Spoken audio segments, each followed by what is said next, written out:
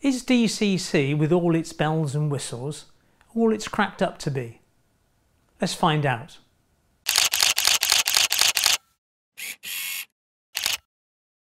Hi, welcome back to Chadwick Model Railway.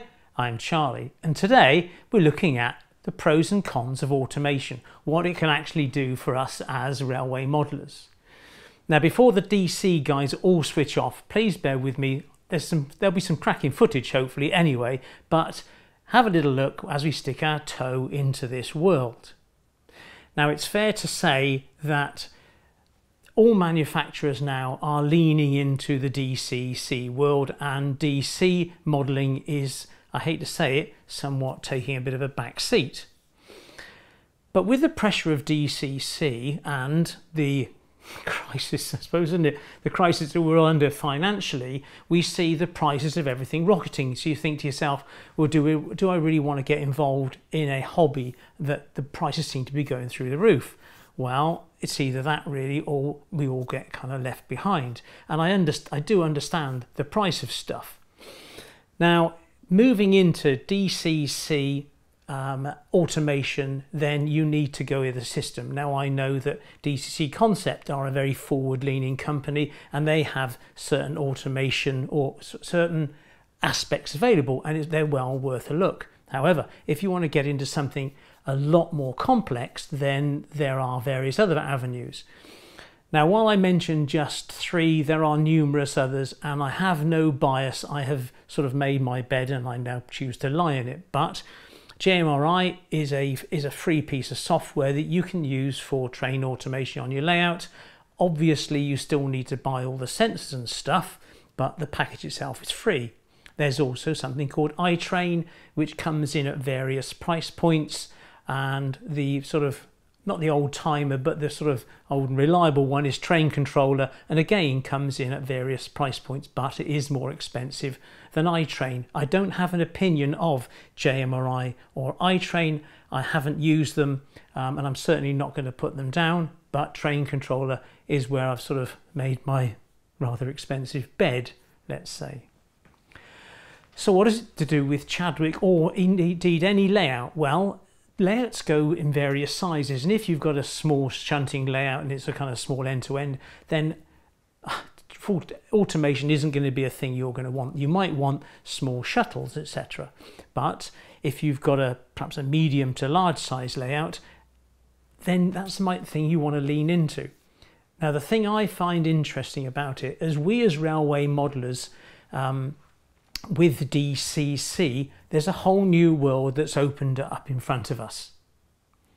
Now, I don't mean to bore you to death, but there are three things that I consider important for automation, and these are predictability, reliability, and repeatability. And the reason I mention that is I found this with the building of these two Helix, is because if it's not reliable, then the whole thing is a complete waste of time.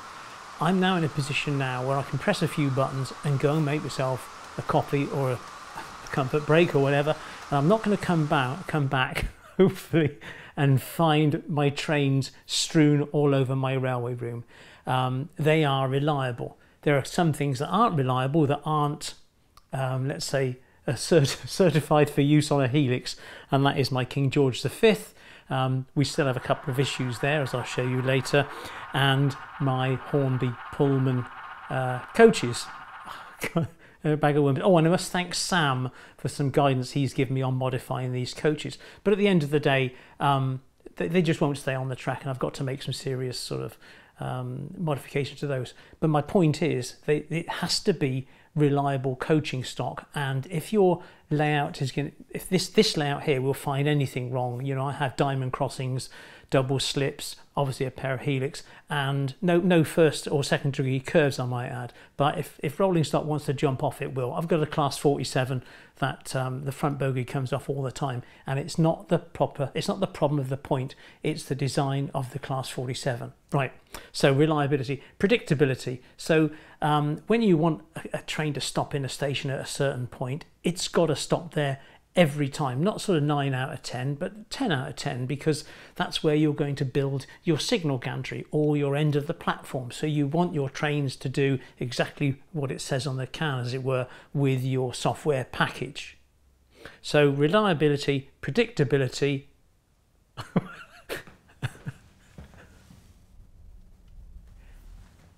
and repeatability. Sorry, my notes are over there.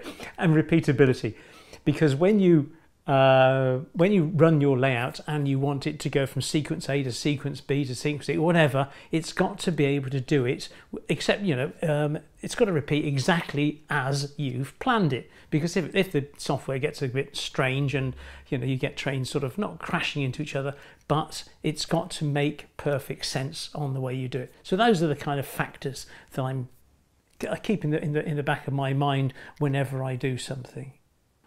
Now, if there are any DC modelers still with us, God bless you. Down in our Model Railway Club, West Camel Model Railway Society, I was chatting to the guys that are involved on this DCC layout, and I spoke to them prior to shooting this video about which aspects of their sound locos they use, such as do they use the horn or whistle or flange squeal or lights, head codes, cab lights, and all this sort of thing.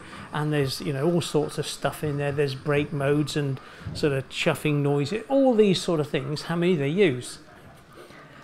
I was flabbergasted to find out that they use almost none of them.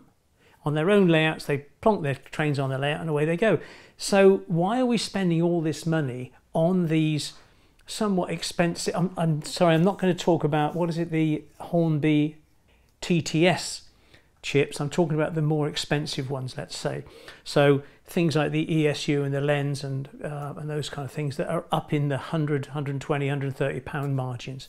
So if you're going to buy these things and you're not going to use the sound that's supplied by whoever, then what's the point of it all?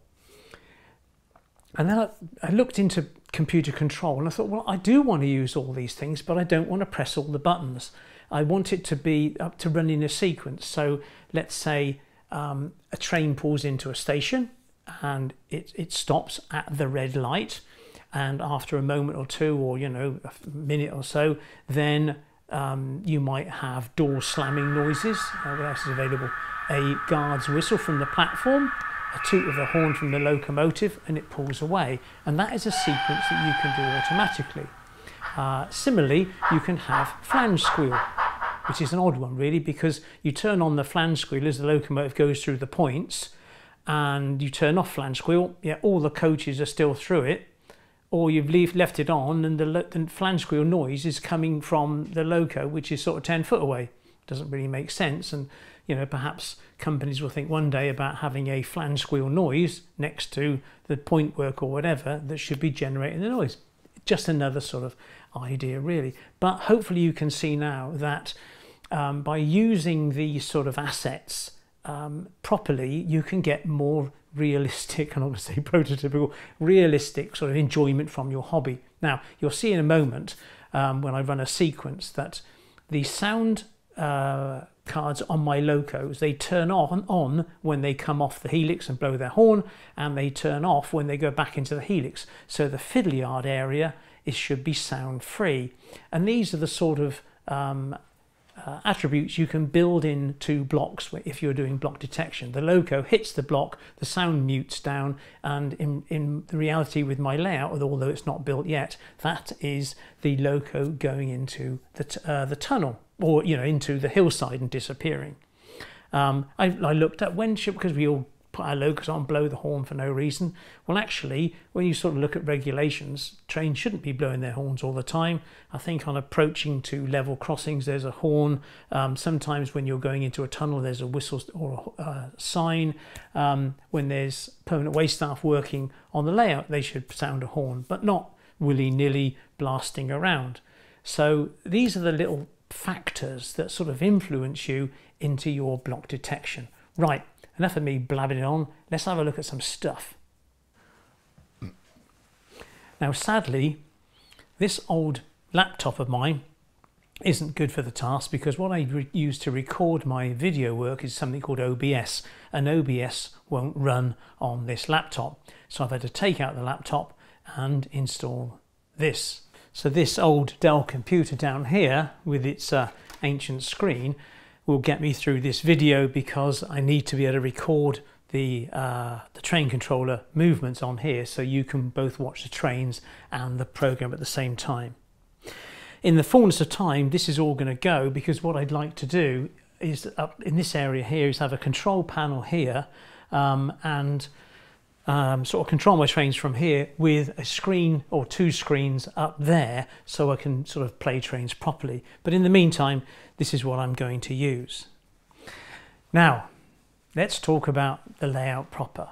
Good old Lee Stoddart, he's the designer of the track plan with any rail. He knew what I was building, and he put it into fruition really on a software package that I can actually build it from. And here you can see the fiddle yard area of my layout, and you can see the various elements. And if I flip to the upper levels, and now you can see the track plan at the top of how it hangs together. Right, now it's time to see the same view in Train Controller. Now hopefully you can see the similarities with the track plan. The basics of this is the fiddle yard. I've made a couple of mistakes here in the design. I should have put more blocks in here for holding separate locos, and all the blocks in here, the green ones are vacant and the pink ones have something in. So a class 22 6326 is currently in this one here. There's a DMU, there's Royal Oak, a Pullman, etc. Now this is one of the Helix. This is Helix 2, and as a train comes from the scenic level, it will come down B, which is the inner helix, come down here and then make its way into the fiddle yard. And similarly, when a train goes up, it will come up this line here, which is the outer helix, and make its way up there. It's the only way really I can convey how it would work. If I go up to the scenic layer now, so we only have a couple of locos up here. There's a shunter here, there's Thor behind the brick background, and a couple of locos over on what will become the branch line, and all these blocks are empty. There is a gap here and a gap here, and that's because none of this has been built, and I don't want Train Controller thinking that it can send trains into this area, which it clearly can't do. Okay, so that's the track plan. So how do we make it work? Well, you have something called a schedules page, and this is the schedules page for the upper level. And if I click over here to the fiddle yard, here's the fiddle yard area, similar to what I just showed you. Now if we look at yellow 3 warship loop, here's my warship Royal Oak, and it's sat in this siding, and its circuit will come along here, through here, along here, up this helix, up to the upper level. At A, I then go to the upper level, and it will come off at A, make its way around the scenic level, into the station, out of the station, roundabout, back down the incline towards the helix, and then down to the helix, back into D, which unsurprisingly takes me into D, and it makes its way along here and back into its siding. And there are various other ones, such as the HST, a high mech, there's a shuffle to be done, and so on and so forth. So these are the basic ones that I've set up. So I think it's now time to run some trains. You can see that the points are all in red. Well, when the trains start to run, you'll see their routes in yellow. So I now go into the fiddle yard schedule, drop down there,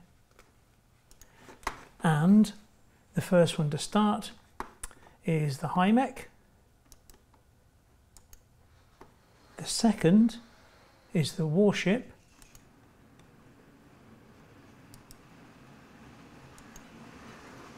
The third is the HST.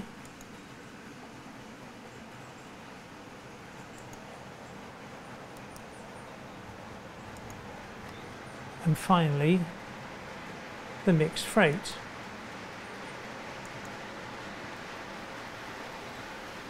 Now the HST won't actually start her journey until the blocks in front of her are clear, and they're currently occupied by the high-mech coal train.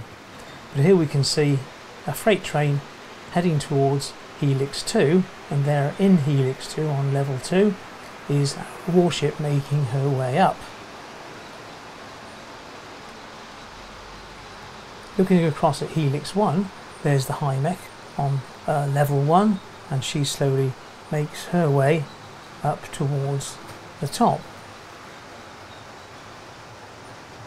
Meanwhile, the tracks are clear for the HST to move, and now she heads towards Helix 1. All the speed limits are restricted in various areas. The speed limit on the upside of the Helix is limited to 50, and on the downside is 40.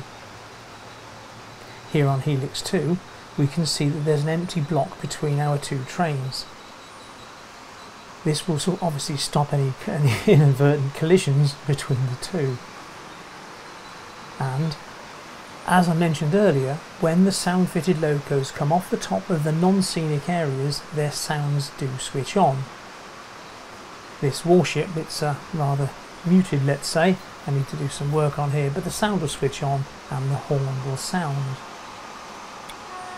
And she now heads into platform 1 for a minute and a half duration.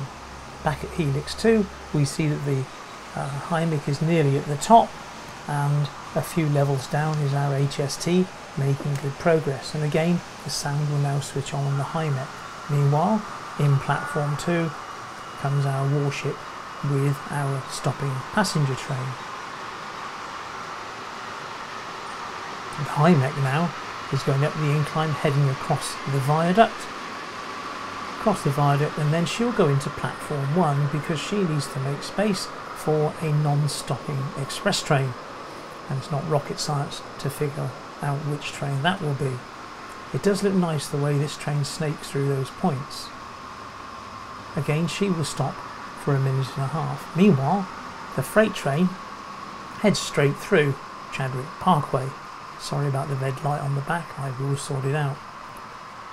Back at Helix 1, our charming HST now gets to the top, the sound switches on, and the horn will sound. Up she comes, passing our freight train, across the viaduct, and obviously now into the station area. There are our two trains nicely laid up, and there she goes.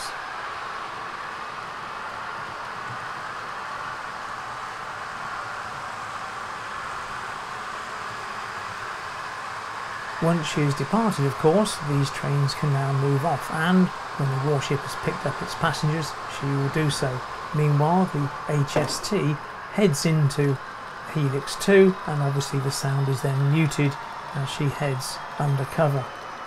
And there will be a hillside over the top of this area. Back at Helix 1 we have our Class 25 making good progress now down towards her starting point, and back at the station it's time for our warship to, having picked up its passengers, to move off back to her origins. She will now head back across the viaduct and then head down the incline into Helix 1. Looking rather nice.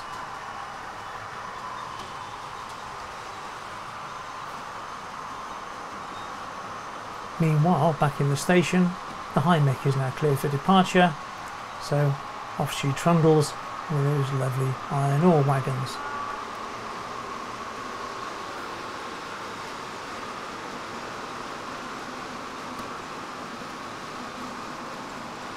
Here's our Class 25 now heading back into one of the several freight sidings on the eastern Helix, on the eastern fiddle yard. Meanwhile, back in the fiddle yard on the western side is our HST, now running silent, and she'll make her progress down to her start point.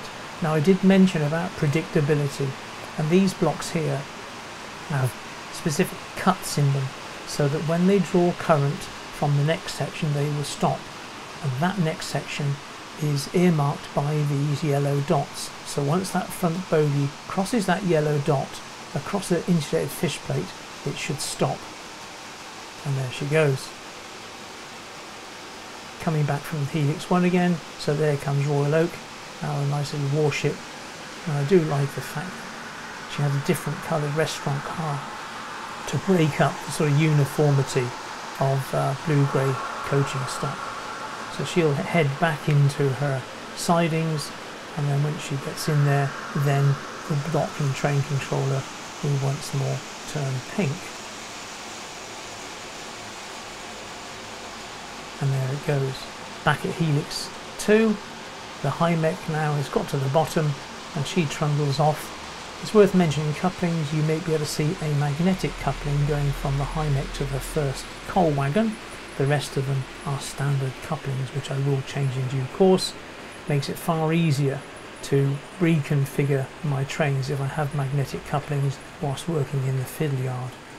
Again, we spoke about predictability, so this one once more should stop just past the yellow dot, and there you can see on the right hand side the insulated fish plate, which denotes the start of the stop sensor. Beautiful. Well, I do hope you found that sort of 7-minute running session interesting. It was not as interesting as the edit, trying to put 6 cameras in the right place, but anyway, there we go. You saw 4 throttles. You can have as many or as few throttles as you wish, but obviously you can see then what speeds train control or yourself, because you can do all this manually and you can see what's actually going on, and I'm sure it's the same with the other type of software programs. If you're not into this, CV5 is still vitally important to you, because that will dictate the maximum speed of your loco on your layout. So if you can turn your layout to full speed and it comes off or whatever, then you need to lower CV5. You get the grandchildren coming around and wanging it up to full, and you find out half your layouts are, well, half your coaching stock's on the floor. That's because if you bring down CV5 and let's say it runs at 255 might be one of the figures, bring it down to 100, have a look at it then, see if it's more realistic. Just try to get it right. It may well be different for every loco, but CV5 is worth looking at. But speed profiling is absolutely essential for this type of automation, to get your trains to stop every time reliably in the same place, at this where you want to build the signal gantry, at the end of the platform, all that sort of stuff, absolutely vital. Okay.